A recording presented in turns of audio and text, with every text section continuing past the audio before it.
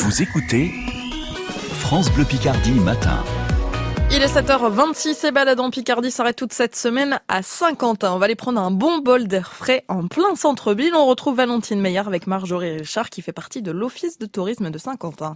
Marjorie, on va aujourd'hui un peu dans la nature, tiens, avec une belle réserve naturelle, le parc d'Île à Saint-Quentin. Parlez-nous un petit peu de ce parc qui est au cœur de la ville de Saint-Quentin. Alors oui, la particularité de Saint-Quentin, c'est qu'on bénéficie de 100 hectares de zones humides.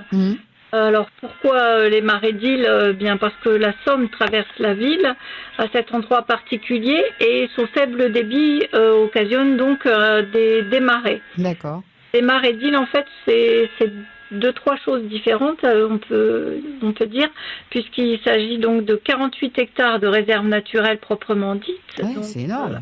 Voilà, qui est protégée au niveau national, puisqu'elle renferme des plantes rares et de ce fait également toute une faune qui se nourrit de ces plantes, donc toute une faune qui est en raréfaction également. Et le long de cette réserve, on a la chance d'avoir un parc qui donne une vue très très ouverte sur la partie protégée.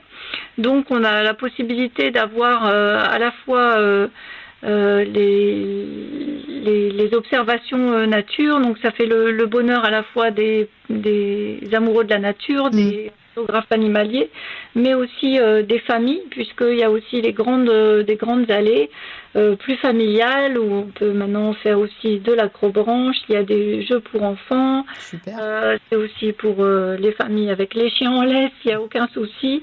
Et nous avons également la chance d'avoir un parc animalier qui s'agrandit et qui sera toujours dans le souci de la pédagogie et de la préservation de la biodiversité, comme tout le site et comme tout le travail qui est fait par l'équipe du parc d'Île et des marais d'Île, puisque les animaux qui vont venir ne viendront que de zones humides. Ah, d'accord.